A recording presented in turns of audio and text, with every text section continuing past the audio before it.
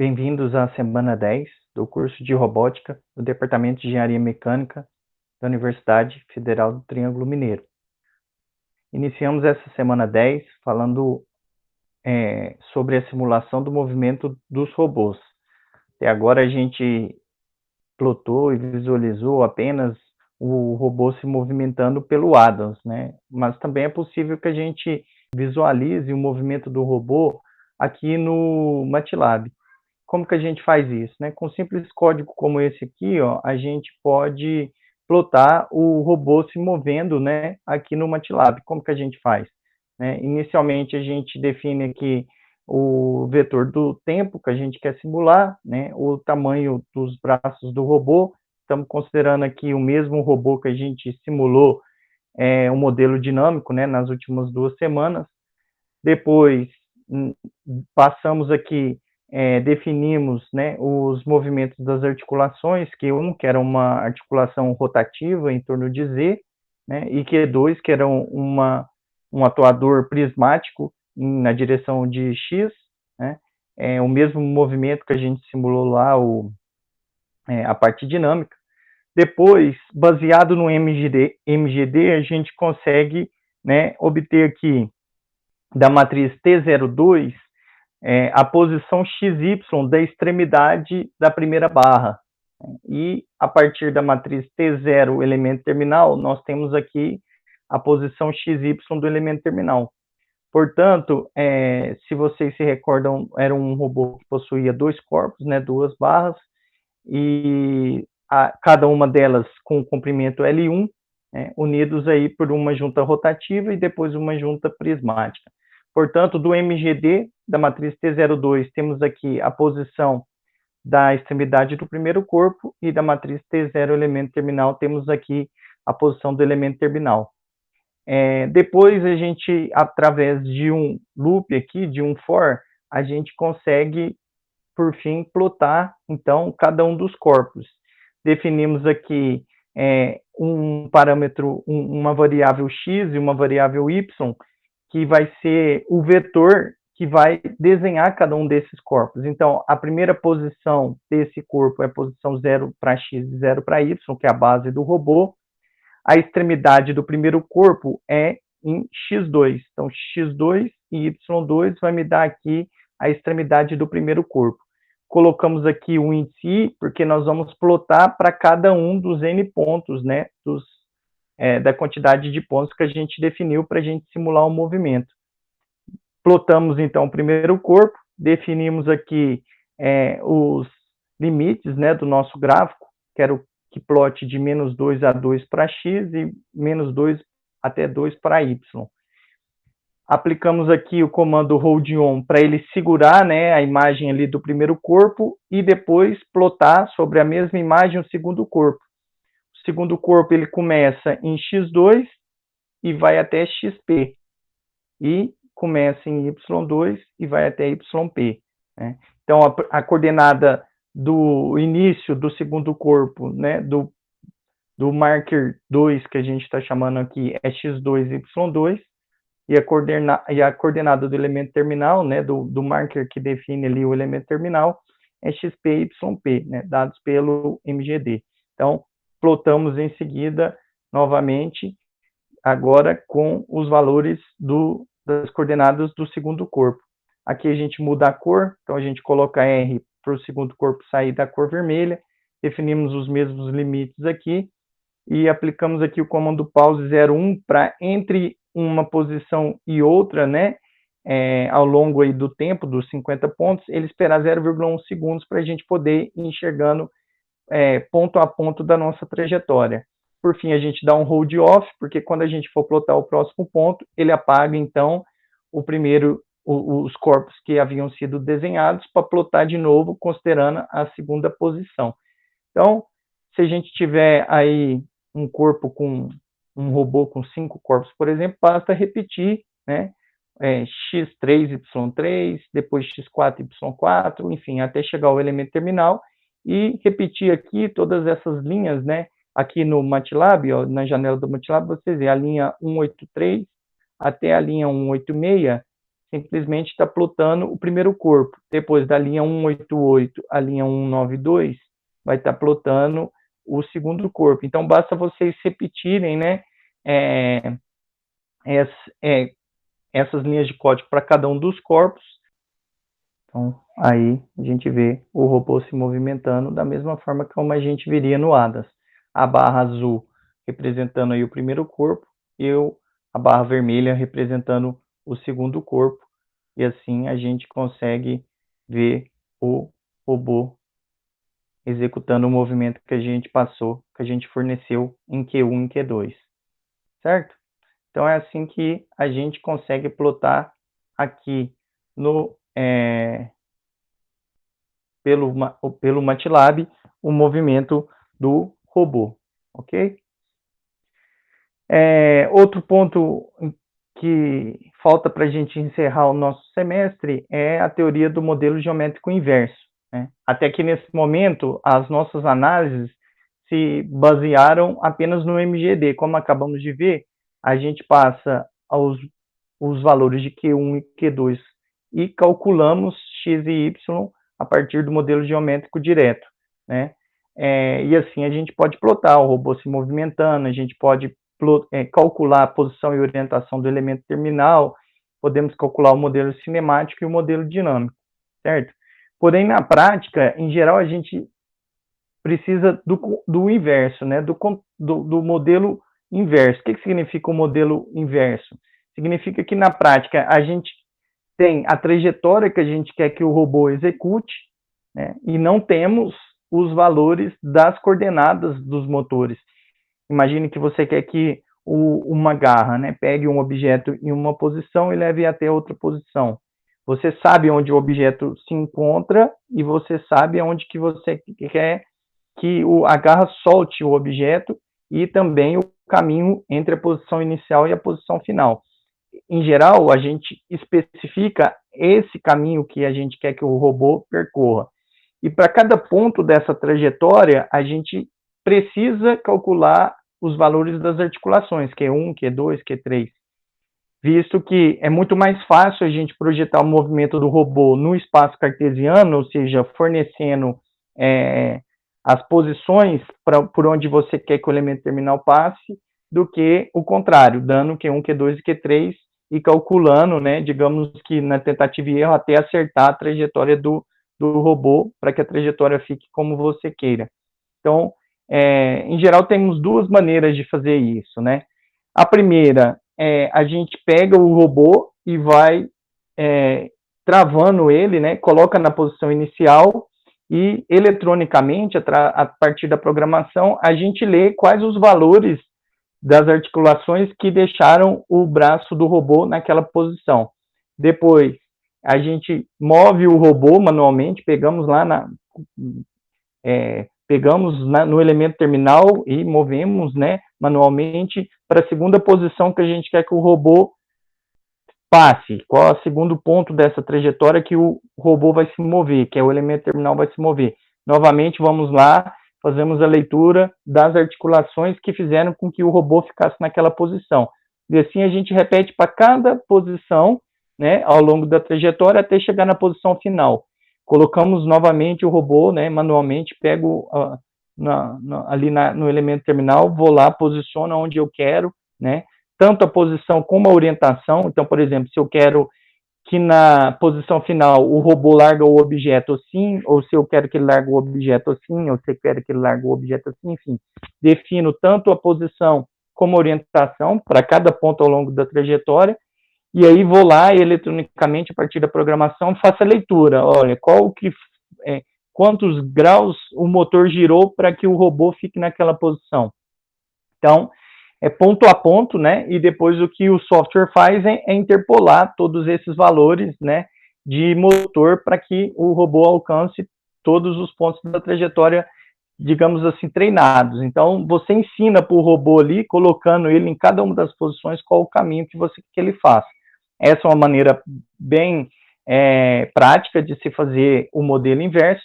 Outra maneira é você fornecer, teoricamente, né, as coordenadas, né, x, y, z da trajetória, assim como a orientação do elemento terminal ao longo dessa trajetória, desde a posição inicial, como que você quer que ele carrega, até a posição final.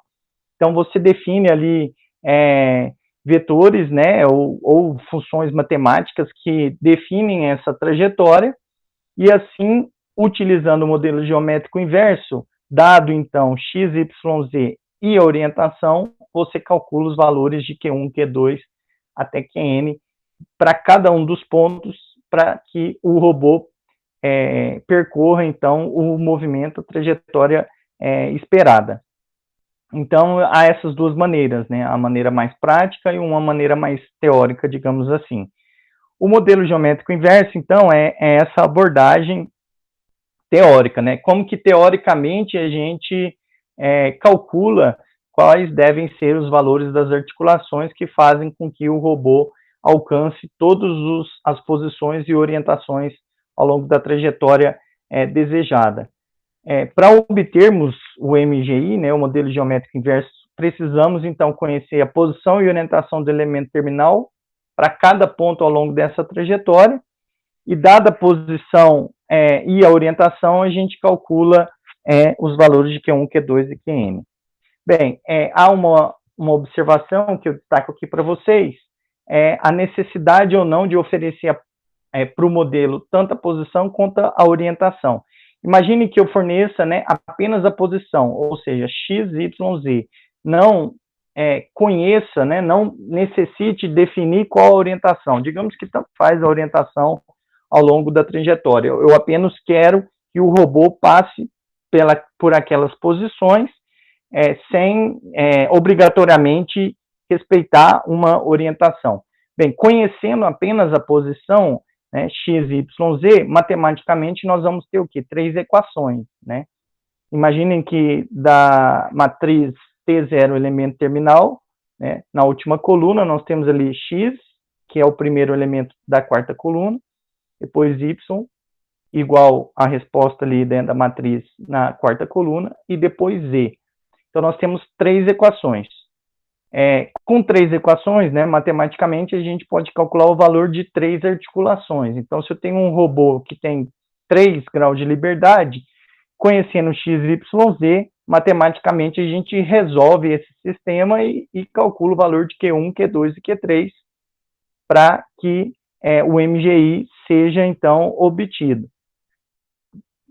Por outro lado, se eu tiver mais do que 3 articulações, mais do que 3 graus de liberdade, e fornecer apenas a posição do elemento terminal ao longo da trajetória, nós teremos um sistema com mais incógnitas do que equações. Então, por isso, faz-se necessário também conhecer a orientação. Então, não só apenas fisicamente, né, na prática é interessante que eu defina como que eu quero que o robô se oriente em cada ponto da trajetória, como matematicamente, né, a fim de se obter um modelo geométrico indireto, inverso, ou indireto também, vocês podem encontrar esse nome na literatura, vocês calculem e obtenham as equações de maneira analítica. Então, dado posição e orientação, vocês vão ver, né, a partir aqui da teoria que eu apresento na sequência, que é possível a gente resolver até um mecanismo de 6 graus de liberdade, né, com 6 articulações. Dado, então, apenas x, y, z, a gente só tem 3 equações, né, uma para x, uma para y, uma para z, igualando ali x com, novamente, x com o primeiro elemento da quarta coluna, y com o segundo e z com a terceira, né, como a gente viu desde lá da primeira semana do MGD, a gente tem 3 equações e, consequentemente, poderíamos resolver o MGI apenas para 3 articulações. Como no trabalho, né, a exemplo do trabalho, nós temos mecanismos no projeto de vocês com apenas 3 articulações, a gente pode, baseado apenas na posição, resolver um MGI. Mas aqui a gente vai ver uma maneira de também definirmos a orientação de maneira que o problema possa ser resolvido para mais graus de liberdade, até 6 graus de liberdade analiticamente, né? Para oferecer, né, essa informação da orientação, até aqui, a orientação do elemento terminal era dada pela matriz dos cossenos diretores, né? Foi a única maneira que a gente viu e utilizamos aí ao longo de todo o semestre. Mas a gente também vai ver aqui na sequência que existem outras maneiras da gente passar essa informação da orientação, né? Coordenada XYZ, né, não tem segredo, é a posição no espaço, porém a orientação, né, como que a gente pode representar a orientação do elemento terminal além da notação da matriz dos cossenos diretores que a gente já viu. Aqui tem um exemplo dessa questão de diferentes orientações e a mesma posição. Então, perceba, ó, a ponta ali da ferramenta, ela se mantém na mesma posição, né? Então, não tem mudança de posição, mas eu tenho várias, né, quase que infinitas possibilidades de orientação aqui, de maneira que o robô alcance a mesma posição. Então, aqui fica claro, né, a diferença do que é posição e o que é orientação. Eu dar posição para o elemento terminal, para a extremidade aqui da ferramenta, eu consigo fazer com que, né, a ferramenta alcance aquele ponto. Porém, além da posição, eu também posso fornecer a informação aí da orientação, né? Para cada orientação, o valor de Q1, Q2, até Qn vai mudar. Então, de maneira a completar o problema do MGI, a gente fornece, não só em casos, como eu acabei de falar, de vários graus de liberdade, mas também no caso da precisão, né, de como que eu quero realizar o momento, a informação da orientação do elemento terminal. Então, aqui tem um exemplo para a gente enxergar esse problema matematicamente, né? Imagine que a gente tem uma garra aqui com 2 graus de liberdade, né, com 2 rotações em torno da direção Z, a direção perpendicular ao plano da imagem aqui. Portanto, a posição do elemento terminal é dada pelas coordenadas x, y. Então, se a gente calcular o modelo geométrico direto, a matriz T0 elemento terminal, né, vai nos dar em x L1 cosseno de Q1 mais L2 cosseno de Q1 mais Q2. Em y, nós vamos ter L1 seno de Q1 mais L2 seno de Q1 mais Q2. Então, isso aqui é o modelo geométrico direto. Então, perceba, eu tenho 2 equações, porque esse movimento é no plano. Então, matematicamente, né, analiticamente, é possível resolver 2 incógnitas. Portanto, esse mecanismo aqui, como tem 2 graus de liberdade, eu consigo resolver isolando Q1 e Q2 nessas 2 equações, né? Porém, do ponto de vista matemático, nós temos aqui um sistema de equações não linear. Por quê? Porque o Q1 e o Q2, que são as minhas incógnitas, eles estão dentro do argumento do seno e do cosseno, né? Então, como que a gente resolve esse tipo de sistema, né? A gente precisa de alguns artifícios, né, lá da álgebra para poder resolver esse tipo de sistema de equações aqui. Então, eu tenho 2 equações, né, que são as equações que vieram lá do meu MGD, e 2 incógnitas, que são Q1 e Q2. Então, dado o valor de x e y, qual o valor de Q1 e Q2? Percebam que eu só estou fornecendo aqui a posição. Então, dado x e y. Eu não estou falando aqui a orientação, né? A gente sabe que esse robô pode vir aqui por cima, ou ele também pode vir aqui por baixo. Olha, aqui nesse desenho fica claro, para uma mesma posição, ele pode vir pela esquerda, ou ele pode vir pela direita, né? Aqui o elemento terminal não está exatamente sobreposto, né, para clarificar o desenho, porém, em posição x e y, o robô possui 2 configurações possíveis para chegar lá, né? Então, dado x e y, apenas sem dar orientação, calcular Q1 e Q2 é resolver esse sistema de equações aqui. Sendo um sistema não linear, né, o artifício que a gente tem para conseguir isolar Q1 e Q2 nessas equações é fazer a substituição do arco metade, né, que vocês aprenderam lá no cálculo e também utilizaram em alguns momentos em dinâmica de máquinas, né. O que essa substituição aqui fala, né, na verdade, para a gente? Que onde tem seno de Q1, eu posso substituir por 2P1 dividido por 1 mais P1 ao quadrado. E onde tem cosseno de Q1, eu posso substituir por 1 menos P1 ao quadrado, dividido por 1 mais P1 ao quadrado. Então, quando a gente faz essa substituição do seno e cosseno por equações polinomiais, percebam que aqui o P1 está ao quadrado e aqui o Q1 está dentro do seno, né? O que vai acontecer? Então, aqui onde tem seno de Q1 vai ficar 2P1, 1 sobre 1 mais P1 ao quadrado. Aqui onde tem seno de Q1 mais Q2, a gente precisa fazer seno A, cosseno B, mais seno B, cosseno A, né? Então, vai ficar seno de Q1, cosseno de Q2, seno de Q2, cosseno de Q1, e a gente vai fazer essas substituições também para o Q2. Então, onde tem seno de Q2, vai ficar 2 mais P2 sobre 1 mais P2 ao quadrado e assim por diante. Então, a gente vai resolver essas equações, agora não mais trigonométricas, em si polinomiais. Percebam que tem termos elevado ao quadrado, portanto, a solução final, né, vai aparecer lá uma raiz quadrada e, consequentemente, mais ou menos, e, por fim, nos levando a duas soluções para P1 e duas soluções para P2, que é o que a gente espera, né, para uma mesma posição, duas soluções, uma que o robô vem por um lado e outra que o robô vem por outro. Então, percebam que, matematicamente, a gente vai obter uma resposta que, fisicamente, a gente já espera, certo? Porém, a nossa resposta vai estar em função de P1 e P2, né? O que a gente quer é Q1 e Q2. Como que a gente passa de P1 e P2 para Q1 e Q2? Basta, por fim, usarmos essa terceira relação aqui do arco metade, que é onde tem P1, a gente faz duas vezes arco tangente de P1, a gente encontra o valor de Q1.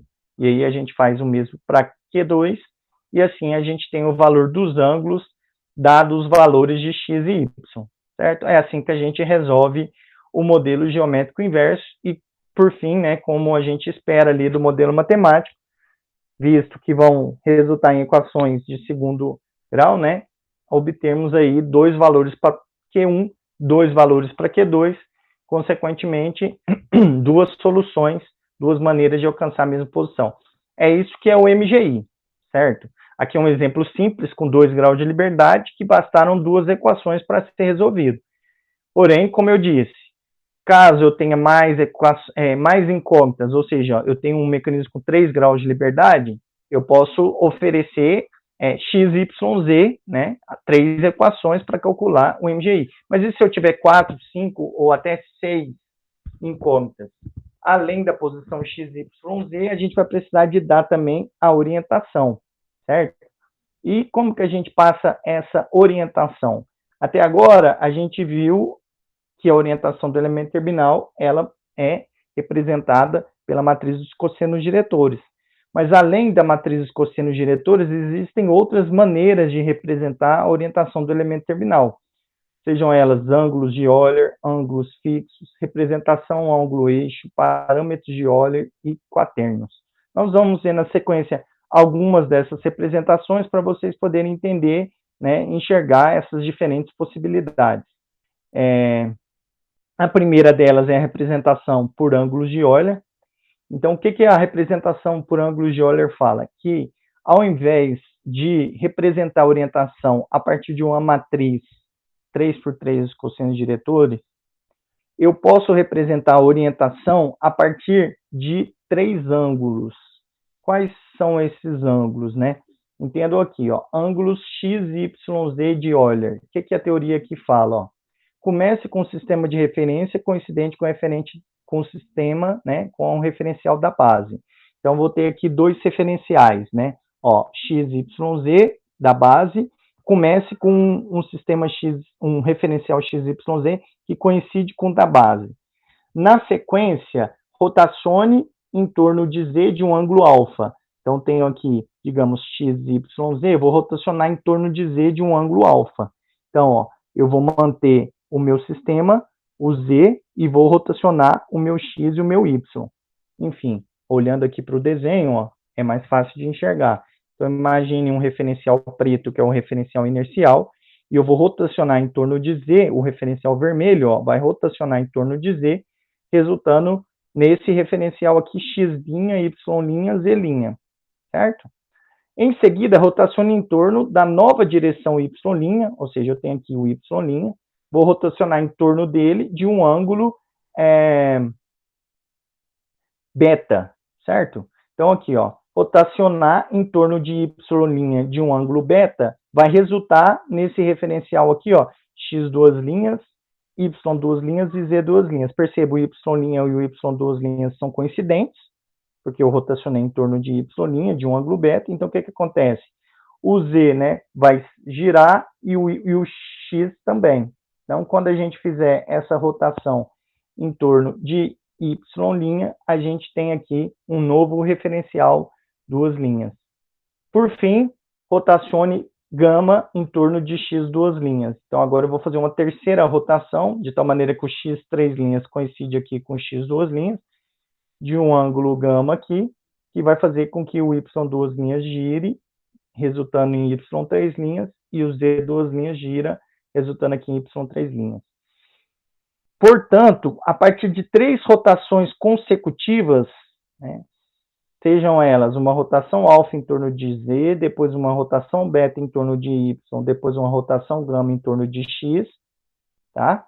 A gente consegue deixar o nosso referencial final orientado da maneira que a gente queira, certo? Então, dado uma orientação para o elemento terminal, como que a gente fala, como que a gente representa essa orientação? A partir de 3 rotações, né, consecutivas de valores alfa, beta e gama. Então, a partir dessas 3 rotações consecutivas, eu consigo deixar o meu elemento terminal na orientação que eu quiser, e basta eu falar quais foram esses 3 ângulos que eu girei para poder definir, né, para poder determinar qual é essa orientação, conhecer qual é essa orientação. Tá? Então, se eu falar assim, olha, o meu elemento terminal está com ângulos de Euler x, y, z, né?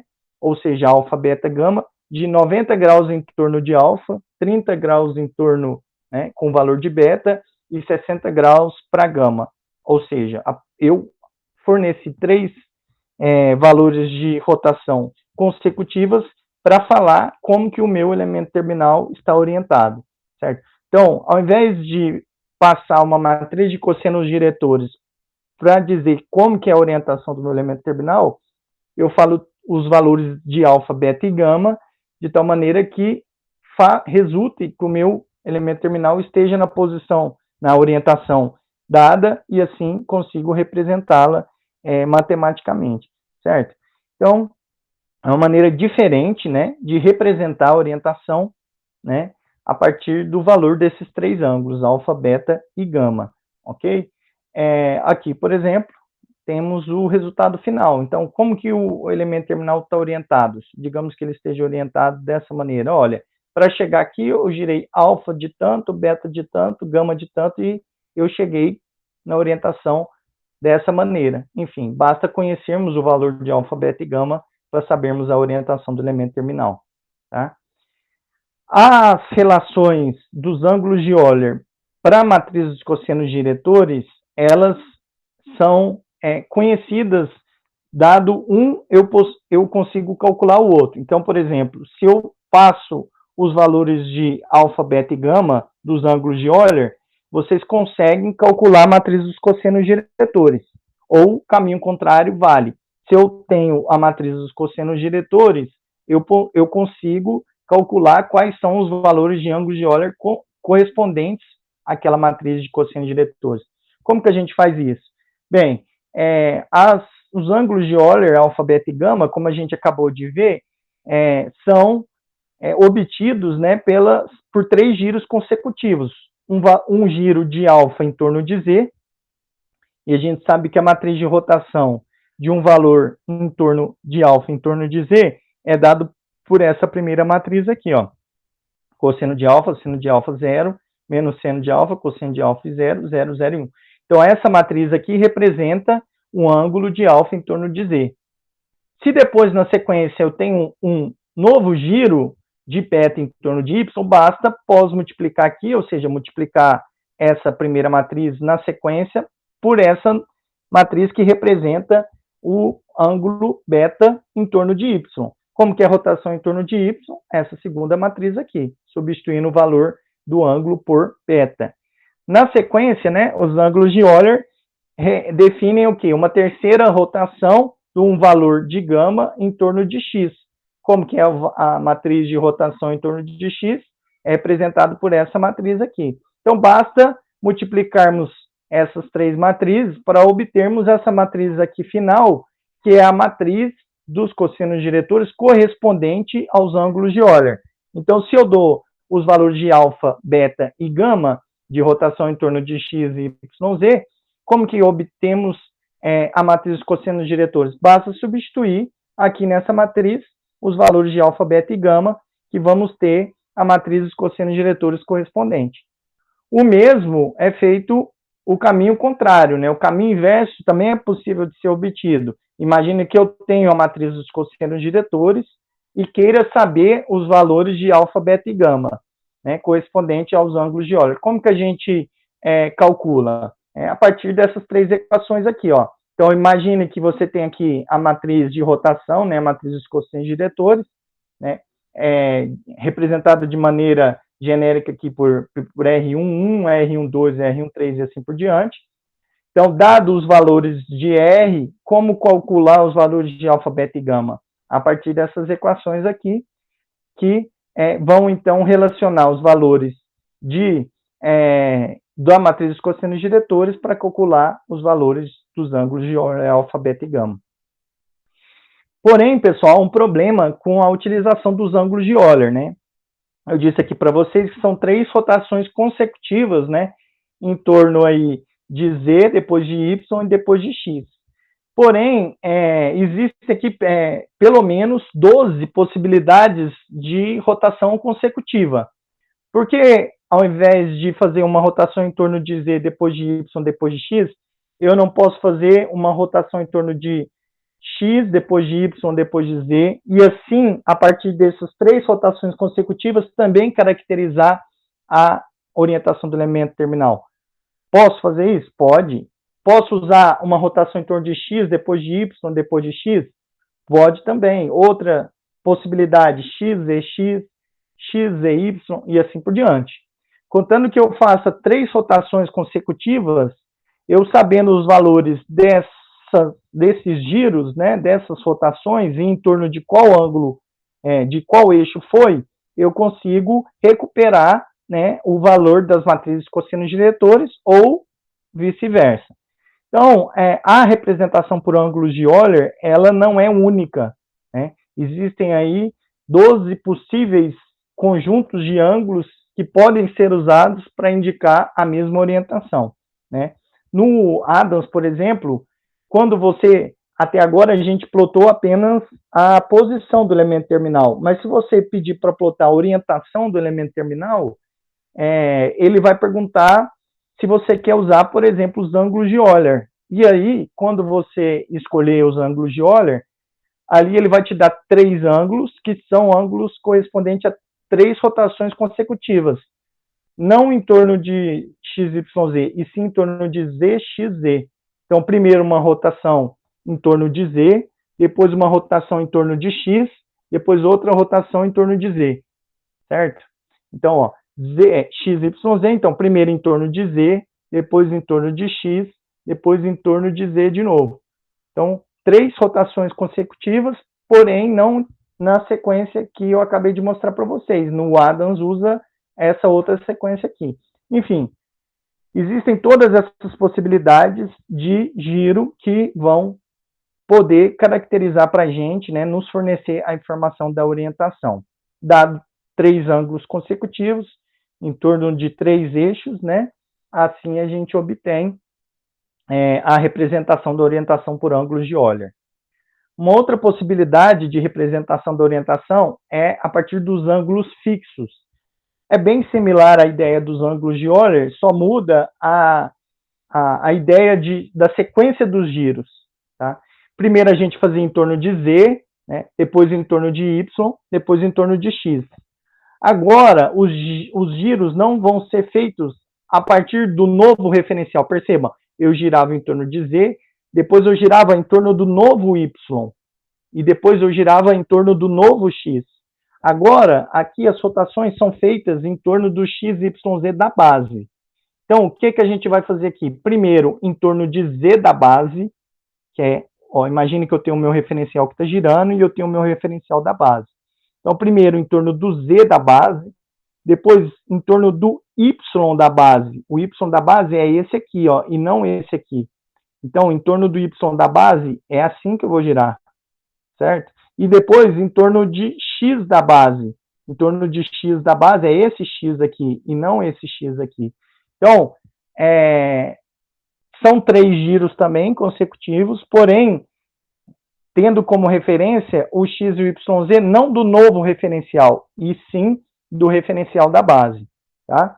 Essa notação de ângulos fixos, ela é conhecida como notação de Hall-Pitts-Yaw, utilizado na parte de aeronáutica. Então, quando a gente fala de rolagem, arfagem e guinada do avião, a gente está falando de 3 rotações consecutivas, né? Os nomes que são dados em português para Hall-Pitts-Yaw também, conhecido na linguagem em inglês, né? O que seriam isso, né? O ângulo alfa é a guinada, ou seja, é quando eu é dado pelo leme de cauda, né? Então, o leme de cauda aqui nós temos um avião para representar, né? O que a gente chama de guinada, o que a gente chama de inclinação e o que a gente chama de rolagem. A gente fala, ó, rolagem quando o avião gira assim, né?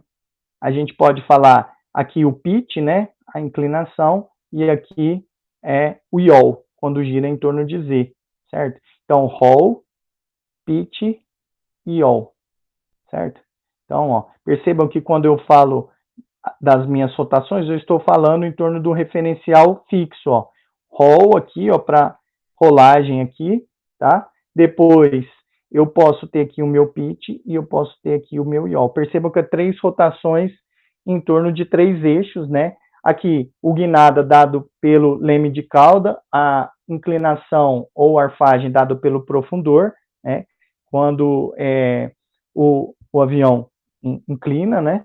Ou a rolagem quando ele gira em torno do eixo X, dado aí pelo aileron do avião. Então, percebam que eu represento a orientação, né, do meu avião em voo a partir de 3 ângulos, sejam eles rotações em torno dos eixos X, Y, Z. E matematicamente, né, o que muda em relação aos ângulos de Euler, né? A sequência da multiplicação. Primeiro, a gente vai fazer uma rotação em torno do valor alfa em torno de Z, depois do ângulo beta em torno de Y, depois do ângulo gama em torno de X. Tá? Percebam que, no final das contas, né, se eu fizer alfa, beta e gama nos ângulos de Euler, é a mesma coisa de eu fazer gama, beta e alfa nos ângulos fixos. Tá? Por que isso acontece? Porque quando eu faço a rotação em torno do meu novo eixo, como a gente tinha antes, ó, Z, Y, X, a gente vai pós-multiplicando as matrizes. Quando a gente faz uma rotação em torno de Z do referencial inercial, depois do Y do referencial inercial e do X do referencial inercial, como estamos falando do referencial inercial, essas multiplicações, elas são feitas pré-multiplicadas, as matrizes são pré-multiplicadas, ou seja, eu rodo gama em torno de X, depois eu rodo beta em torno de Y do referencial inercial, então eu vou pré-multiplicar a matriz, e depois eu vou rodar alfa em torno do Z do referencial inercial, portanto, pré-multiplico. Percebam? Então, a sequência aqui vai ser gama, beta e alfa. Só que o produto das matrizes vai acabar ficando alfa, beta e gama. Por quê? Porque como é em torno do referencial inercial, eu pré-multiplico. Então, o primeiro ângulo de giro na notação de ângulos fixos é gama em torno de X. O segundo vai ser beta em torno de Y. E depois um alfa em torno de Z. Mas matematicamente vai ficar o produto de alfa em torno de Z vezes beta em torno de Y vezes gama em torno de X.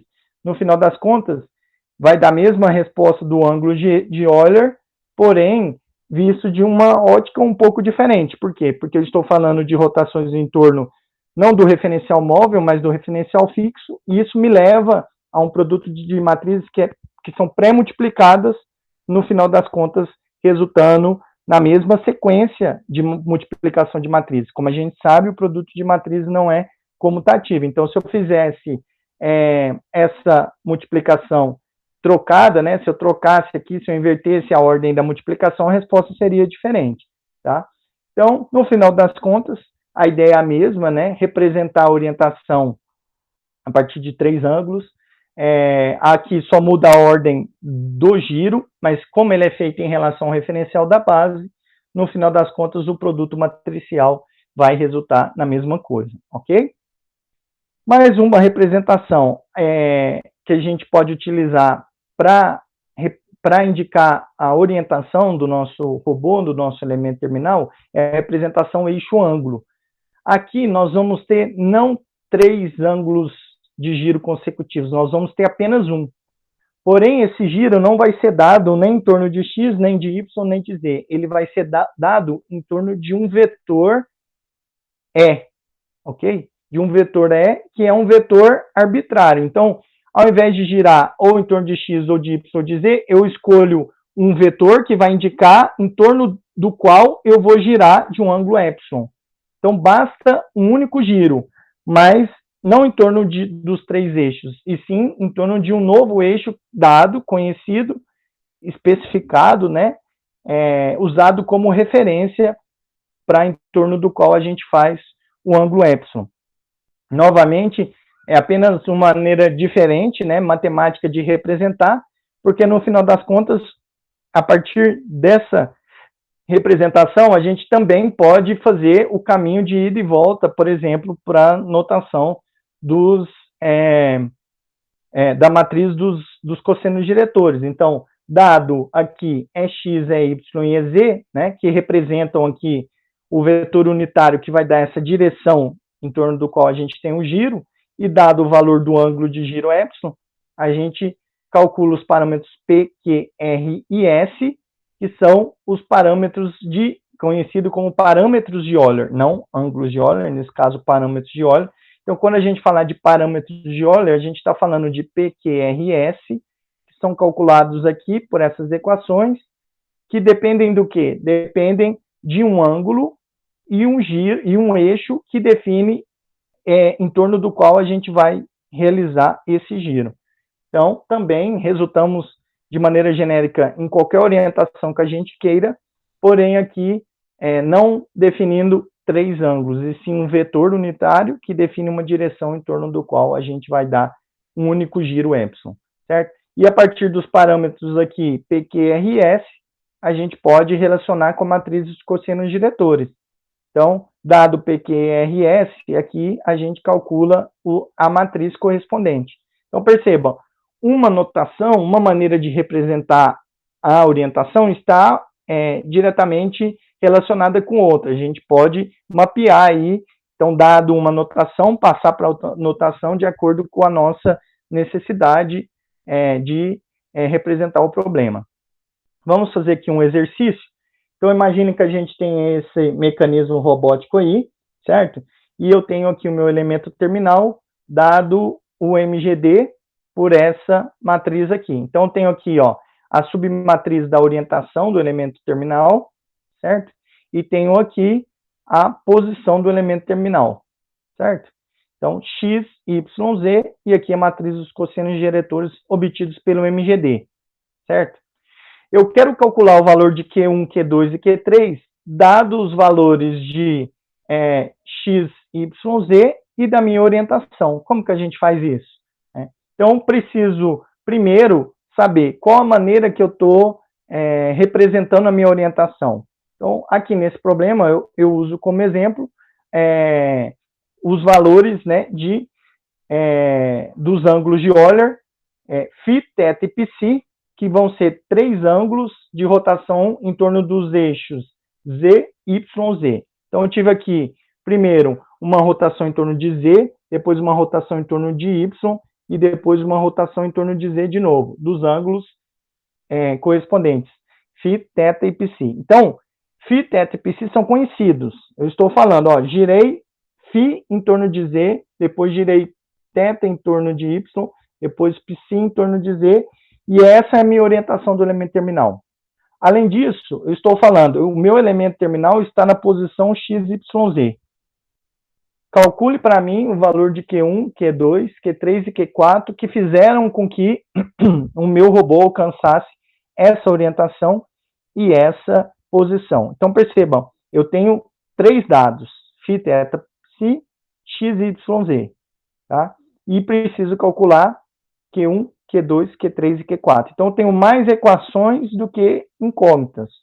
Matematicamente, é possível, então, que a gente calcule aí o valor de Q1, Q2, Q3 e Q4. Como que a gente faz isso?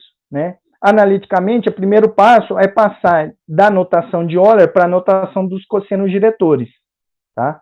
Então, se eu estou usando aqui rotação em torno de Z, de Y e Z, basta multiplicarmos, né, na sequência, Z, depois pós-multiplico por Y, depois pós-multiplico pela rotação em torno de Z, e aí a gente obtém aqui essa matriz de orientação. Comparando, então, essa matriz de orientação com a nossa matriz de orientação, ó, eu tenho aqui quantos elementos? 3, 6, 9 elementos. Então, eu posso comparar cada um deles, um a um, para obtermos aqui os valores de, nesse caso, Q1 e Q3. Percebam, se eu comparar cosseno de Q1 mais Q3 com esse primeiro termo aqui, ó, eu tenho aqui uma equação que vai relacionar Q1 e Q3 com Φ, θ e Psi. O mesmo se eu comparar o segundo elemento e assim por diante. Né? Aí você pode falar, então, na verdade, eu tenho 9 equações. Sim, mas elas são linearmente dependentes, o que vocês vão ver na sequência aqui, ó. Quando a gente compara, percebam, se a gente comparar esses elementos aqui, ó, cosseno de θ com esse elemento aqui, ó, 1, a gente já sabe que cosseno de θ vale 1. Então, quanto que vale θ? Θ vale 0. Então, substituindo θ igual a 0 nas minhas equações, a gente já consegue eliminar um desses parâmetros aqui. Fazendo isso, a gente vai chegar nessa equação aqui, ó. Substituindo θ por 0, né? E simplificando aí, a gente chega nessa equação. Comparando essa equação com o nosso MGD, o que a gente tem aqui, ó? Cosseno de Q1 mais Q3, cosseno de Φ mais Psi. Ou seja, Φ mais Psi igual a Q1 mais Q3. Certo? Então, se Φ mais Psi é Q1 mais Q3, a gente pode falar que Φ é Q1 e Psi é Q3. Ou vice-versa, nesse caso aqui não vai fazer diferença. Faz sentido? Faz por quê? Porque tanto Q1 e Q3 são rotações em torno da direção perpendicular. Né?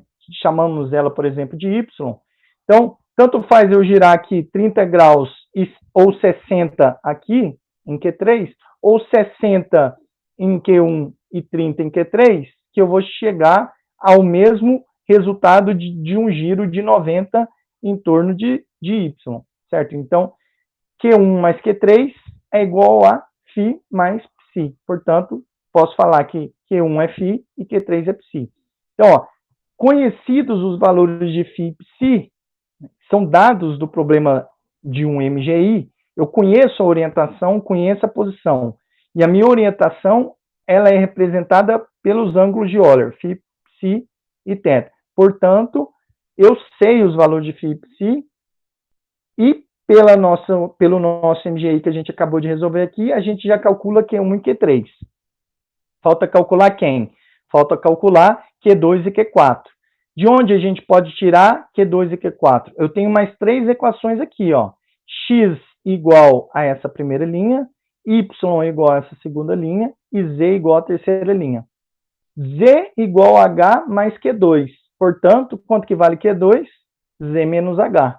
Então, tenho aqui uma maneira de saber o meu valor de Q2, bastando para isso oferecer o valor de Z e de H. Faz sentido aqui no nosso mecanismo? Sim, por quê? Porque a única articulação que vai definir a altura do meu elemento terminal é Q2. Essa articulação Q1 gira, então não afeta a altura de Q2. Essa aqui também do elemento terminal. A Q3 girando também não afeta a altura do elemento terminal. E essa transladando para frente e para trás, a Q4 também não altera a altura do elemento terminal. Portanto, eu preciso do que para saber a altura do elemento terminal? Apenas de Q2 e de H. H sendo essa altura aqui, ó. Certo? Essa altura aqui, que depende do quê? Depende das cotas, né? Do tamanho do mecanismo na condição inicial. Portanto, dado o valor da altura, Z, e dado as cotas ali do meu robô H, eu consigo calcular o valor de Q2. Percebam, modelo geométrico inverso, né? Eu passo o valor da posição e calculo o valor da articulação. Por fim, a gente ainda precisa calcular o valor de Q1 e falta ainda Q1 e de Q2, né? Na verdade, falta aqui vamos revisar aqui, Q1 e Q3 a gente já calculou, Q2 também. Então, falta só o valor de Q4, certo? Q2 já calculamos, Q1 e Q3 também. Então, falta só o valor de Q4. Onde aparece Q4 aqui? Aparece Q4 aqui em X e aparece Q4 aqui em Y. Então, eu tenho duas equações e uma incógnita. Eu posso escolher só uma e ignorar a outra? Não. Eu tenho aqui um sistema não linear, portanto, eu preciso de considerar as duas equações para calcular o valor de Q4. Então, como que fica isso? Ó, x igual à primeira equação, onde aparece Q4 aqui, y igual à segunda equação, onde aparece Q4 aqui. Então, eu tenho que isolar Q4, né, e considerando as duas equações. Como que a gente faz isso, né? Matematicamente aqui, o que a gente pode fazer? Tem duas equações e uma incógnita, elas são linearmente dependentes, portanto, para obter o Q4, uma das maneiras é, por exemplo, elevar as duas equações ao quadrado e somar. Quando a gente fizer isso, a primeira equação elevada ao quadrado vai dar isso aqui, a segunda equação está aqui, elevada ao quadrado vai dar essa aqui. Quando eu somar uma com outra, a gente vai ter todo esse termo aqui, ó. Eu estou querendo o quê? Estou querendo isolar Q4 nessa equação resultante aqui. Então, manipulando essas equações, eu vou chegar aqui, Q4 é igual a menos H sobre 2, mais ou menos meio de raiz quadrada de N ao quadrado menos 4M, sendo N esse termo aqui, né? E M esse outro termo aqui. Apenas simplificando para poder ficar mais fácil de enxergar aqui a resposta. Perceba que eu tenho duas soluções, ó. Sendo uma expressão quadrática, eu tenho aqui duas soluções. E com isso, eu vou ter o valor de Q4, o valor de Q3 e Q1 em função de φ e psi, e o valor de Q2 dependendo de Z. Certo? Calculo, conhecido o valor de φ e psi, calculo Q1 e Q3, conhecido o valor de Z, calculo Q2, depois venho aqui, ó, substituo Q1 e Q3 em M e também em N, depois, usando a equação de Q4, calculo o valor de Q4. Então, é assim que a gente resolve um MGD. Só uma observação, por que o θ é igual a zero? Né? Faz sentido o θ ser igual a zero? O θ aqui é uma rotação em torno de y. Né? Nós não temos aqui, nesse caso, né, usando aqui essa maneira de representar aqui, uma rotação em torno de y. Aqui o eixo Z, que é o eixo vertical, tá? Tanto é que a altura aparece em Z. Então, o y seria o eixo que está entrando, né, ou saindo do papel. Perceba, eu não tenho nenhuma rotação em torno de y. Portanto, se eu não tenho rotação em torno de y, o meu θ vai ser zero. Certo? Então, com isso que a gente enxerga aqui a relação do modelo matemático para o modelo físico e, consequentemente, a gente resolve o problema do MGI. Certo? Bem, um problema relativamente simples, né, que aqui é um mecanismo de 4 graus de liberdade, sendo duas em torno do mesmo eixo, já deu toda essa formulação matemática aqui para resolver. Imagine um mecanismo ainda mais complexo, né? Como que a gente resolve isso? A gente pode usar, novamente aqui, os recursos do MATLAB, no caso, as soluções, né, de sistemas de equações simbólicas, né, porque aqui eu estou trabalhando apenas, né, com variáveis que representam as coordenadas do robô. Portanto, utilizando a toolbox de cálculo simbólico do MATLAB, a gente consegue resolver esse sistema de equações. Então, imagine aqui, por exemplo, um robô com 3 articulações. Primeiro passo, a gente resolveu o MGD. Perceba que para resolver o MGI, a gente precisa do MGD, né, como foi no exemplo anterior. A gente igualou as matrizes dos cossenos diretores vinda dos ângulos de Euler com o MGD. Então, a gente precisa, né, obter o MGD. Então, resolvendo o MGD, imagine que a gente chegou nessas 3 equações. Essa para x, essa para y e essa para z. Sendo aqui um mecanismo de 3 graus de liberdade, não necessita obrigatoriamente, né, de passar a orientação para calcular o MGI, a não ser que eu queira definir orientação ao longo da trajetória, mas eu posso também matematicamente resolver e deixar livre para calcular os valores da orientação a partir das diferentes soluções que o problema matemático vai nos dar. Então, como que a gente resolve esse problema matemático, né? Do que se trata aqui nesse exemplo? Isolar Q1, Q2 e Q3 nessas 3 equações. Dada a posição, né, x, y, z, calcular Q1, Q2 e Q3. Como que a gente faz isso? Novamente, ó, é um sistema bem complexo para a gente se resolver, né, à mão, né? A gente pode tentar isolar, por exemplo, o Q3 nessa equação e depois pegar a resposta, substituir onde tem Q3 aqui e tentar resolver as outras 2 equações para Q1 e Q2, por exemplo, né, uma maneira que a gente aprendeu lá da álgebra. Sim, mas vai dar bastante trabalho, né, porque o Q1 e o Q2, eles estão dentro do seno e do cosseno, então não é algo tão trivial. Utilizando o MATLAB, sim, vai ser bem simples. Ó. Como que a gente faz para resolver esse sistema de equações no MATLAB?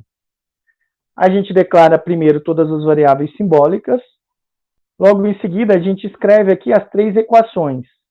A única diferença é que a gente precisa manipular elas aqui. Ó. Eu passo o x do lado esquerdo para o lado direito, né? Então ele vai passar para cá subtraindo, né?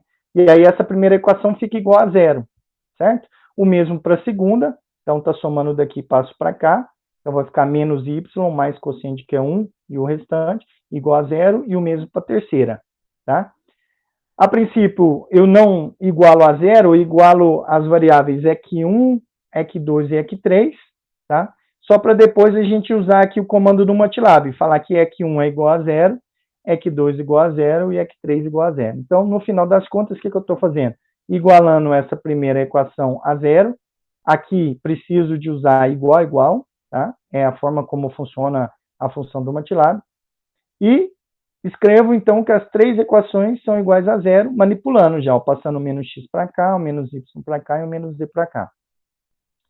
Escrevo, então, resp, que vai me dar a resposta aqui desse sistema, igual a solve, abro parênteses, EQ1 igual a 0, EQ2 igual a 0 e EQ3 igual a 0, vírgula, quais são as minhas incógnitas, Q1, Q2 e Q3.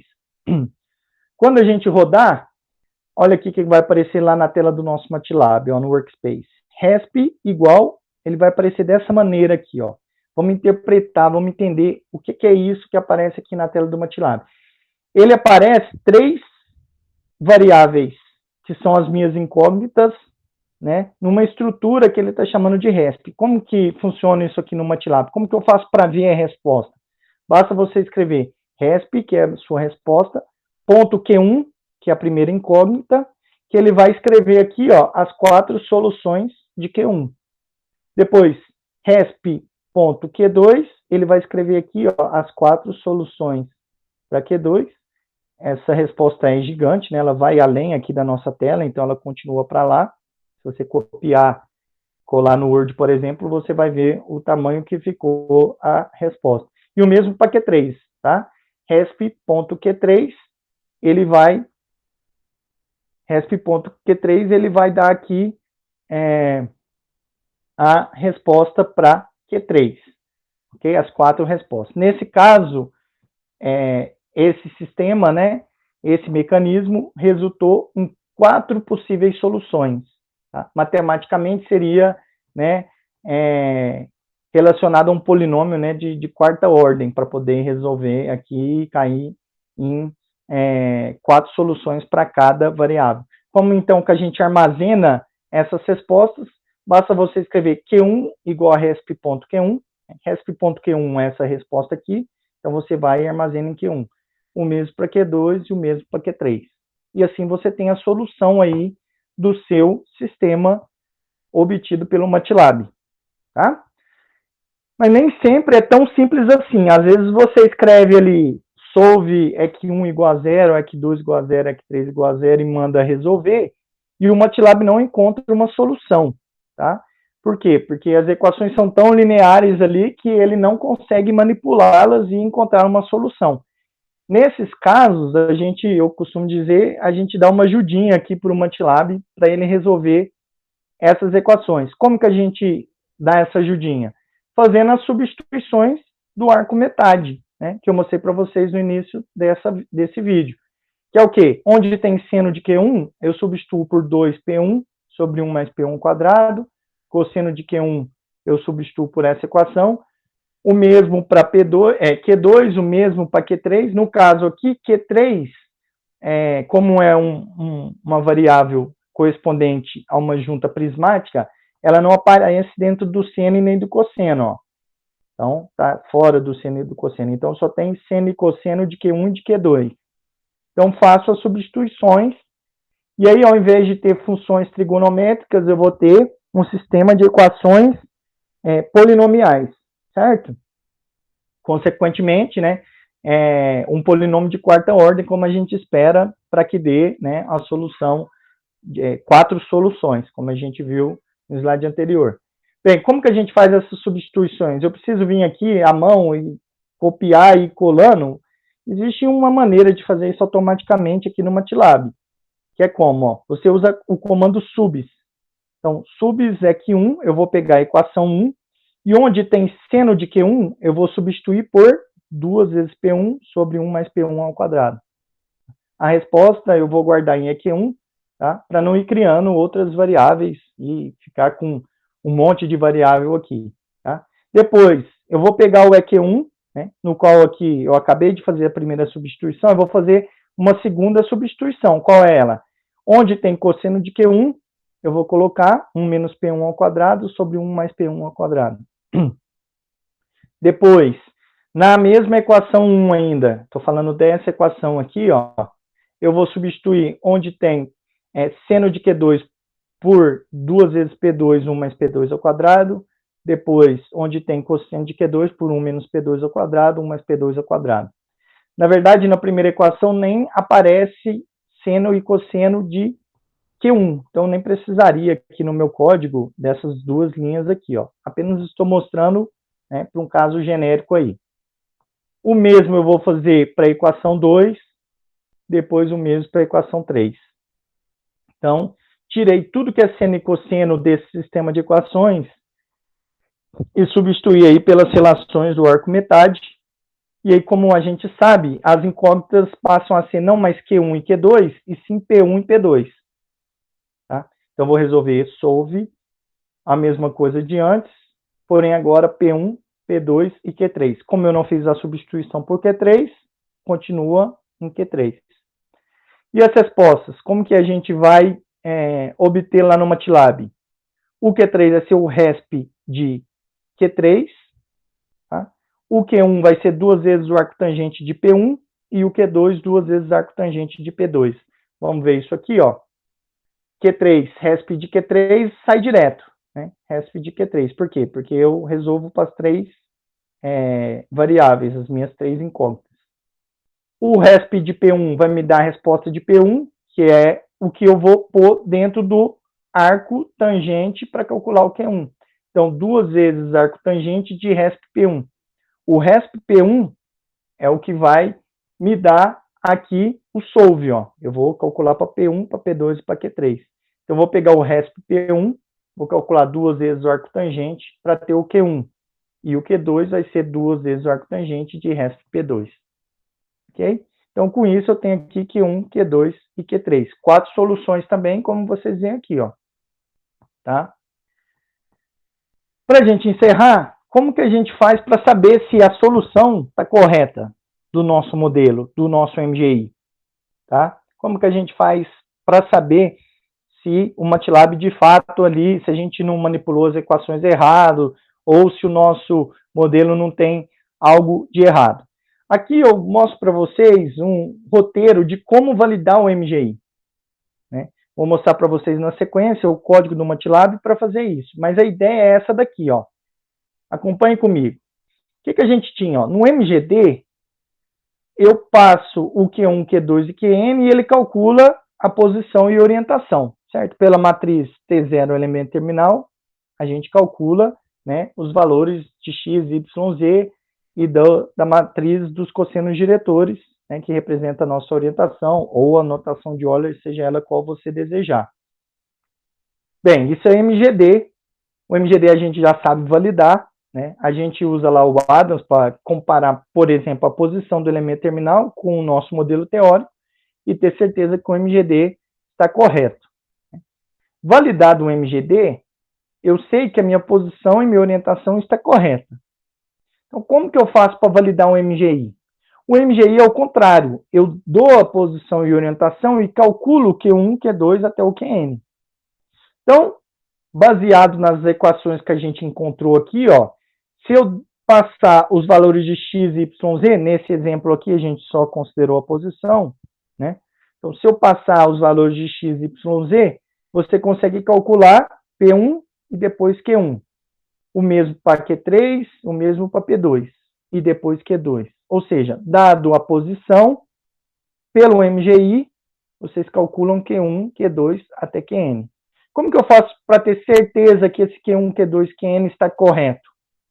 Bem, uso o MGD que eu sei que está correto, só que ao invés de dar Q1, Q2 e Qn que eu tinha dado lá no começo, eu passo esse Q1, Q2 e Qn que eu calculei agora, pelo MGI. E com esses valores de Q1, Q2 e Qn que vieram do MGI, eu calculo uma nova posição e orientação pelo meu MGD, certo? Mas agora considerando não aquele Q1, Q2, Qn dado, e sim o Q1, Q2, Qn calculado pelo MGI.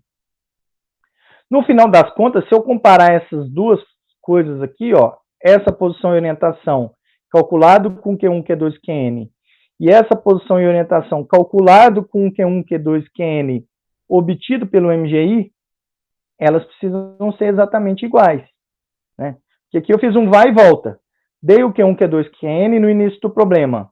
Com o MGD, calculei posição e orientação. Eu sei que o MGD está validado, então usei essa posição e orientação para calcular o Q1, Q2, Qn com o MGI. Como que eu faço para saber se esse Q1, Q2, Qn está certo?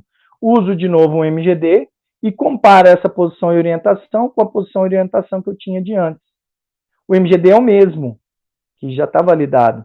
Porém, ora eu usei Q1, Q2, Qn dado, e ora eu usei Q1, Q2, Qn calculado pelo MGI.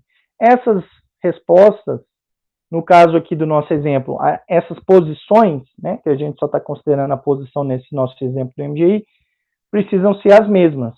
Então, quando a gente plota, olha aqui, ó, a gente vê, ó, ao longo do movimento, né, de todo o movimento, x, y, z, se eu comparar um com o outro, ó, eu estou plotando em azul essa posição e orientação, e em vermelho essa posição e orientação. No caso, apenas a posição x, y, z. Nem dá para ver a curva azul, né? Ó, porque ela coincide exatamente com a curva vermelha. Como que eu sei que coincide? Se a gente vier aqui no MATLAB e der um zoom, ó, perceba, ó, bate exatamente x, assim como y, assim como z. Então, em vermelho, eu tenho aqui a posição obtida com os valores do MGI. Em azul, eu tenho as posições e orientações originais, calculadas pelo nosso MGD com Q1 e Q2 dado. Q1, Q2, Qn dado. Como batem as respostas, ó, eu sei que esse Q1, Q2, Qn obtido pelo MGI está correto, está validado, pois ele gera a mesma trajetória que eu gostaria que ele gerasse, certo? Então é assim, dada essa trajetória, o Q1, Q2 e Qn que eu calculei estão corretos. Graficamente a gente verifica isso. Como que a gente faz isso num código do MATLAB? Tá? Não tem nenhuma novidade, pessoal, em questão de programação, apenas a maneira de organizar aqui o código. Ó. Primeiro, eu preciso escolher qual das minhas 4 soluções eu vou estar plotando. Posso plotar a primeira, a segunda, a terceira ou a quarta solução. Todas elas vão dar na mesma trajetória XYZ, certo? Todas as soluções são válidas. Vocês, inclusive, devem conferir se todas são válidas. Aqui, por exemplo, eu estou mostrando no código que eu estou usando a terceira solução. Vocês vão escrever aqui, ó, solução igual 1, 2, 3 ou 4. Depende da solução que vocês queiram plotar. L aqui é o tamanho do braço do robô, tá? Que eu estou considerando no meu modelo, ele aparece aqui nas equações. Então, dado Q1, Q2 e Q3 do MGD, nós vamos seguir exatamente esse fluxo aqui, ó. Dado Q1, Q2 e Qn, pelo meu MGD, eu calculo XYZ. Então, aqui eu calculo XYZ. Tá? Então, essas equações vêm de onde? Vêm lá do meu MGD. Lembrando que eu peguei a resposta do MGD, copiei, levei para o bloco de notas, substituí lá o vezes por ponto vezes, tanto aqui como ao longo de todo o meu código. Tá? Não se esqueçam disso. Por quê? Porque eu vou estar plotando para todos os 1000 pontos que eu tenho aqui, ó, considerando 1000 pontos, tá? Para minha trajetória. Em seguida, calculei um MGD, então eu tenho o XYZ. O que eu vou fazer? Vou jogar nas equações do MGI e calcular Q1, Q2 e Qn. Quais equações são essas? São essas aqui que eu calculei no MGI, ó. Então, eu peguei aqui a solução do meu MGI, copiei aqui, ó, resp.p1, né? Apliquei aqui 2 vezes arco tangente de resp.p1, copiei a resposta, né? E trouxe para cá. Então tá aqui, ó, 2 vezes arco tangente, tudo isso aqui dentro é quem? É o meu resp.p1, tá? O mesmo eu fiz aqui para o Q2, que é resp.q2, e o Q3, resp.q3, já considerando, né, que aqui nesse caso eu resolvi para Q1, Q2 e Q3, mas se eu tivesse resolvido para P1 e P2, bastaria substituir, dá na mesma, ok? Esse exemplo aqui. Então, peguei a resposta do MATLAB, tá? Copiei ela, então, resp.q1, copiei, resp.q2, copiei, e assim, vim aqui no meu código e colei. Q1, colei as minhas 4 soluções, se vocês verem aqui, tem as 4 soluções, ó. Ponto e vírgula aqui termina a primeira solução, depois aqui nós vamos ter um outro ponto e vírgula para a segunda solução, depois um ponto e vírgula para a terceira solução e um ponto e vírgula aqui no final para a quarta solução, certo? Então, tenho aqui 4 soluções para Q1, já substituindo o vezes por ponto vezes, tudo isso. Copiei a resposta, levei para o bloco de notas e trouxe para cá. Aqui a mesma coisa para o Q2, ó, resp.q2 lá. Então, tenho aqui as minhas 4 soluções, 1, 2, 3 e 4. Depois o resp.q3 está aqui, ó, 1, 2, 3 e 4. Ou seja, resposta do meu MGI. Né? Seguindo aqui o nosso fluxo, é isso que a gente está fazendo, ó. Pegando a resposta do MGI. Aqui, do que eu preciso para calcular Q1? Preciso do L, do Y e do Z, tá vendo? Ó? L, Y, Z. Preciso do X também, que é tudo conhecido, ó. L está aqui, X e Y está aqui. Então, vou calcular Q1. Aqui vão me dar 4 valores de Q1 para cada um dos 1000 pontos. Então, isso aqui vai me dar uma matriz 4 por 1000. Tá? Aqui também 4 por 1000 e aqui também 4 soluções para cada um dos 1000 pontos, 4 por 1000. Então, o que eu vou pegar? Eu vou pegar em Q1 a minha primeira, ou segunda, ou terceira, ou quarta solução, o valor que eu escolhi lá no começo, todas as linhas, ou seja, as 1000, né?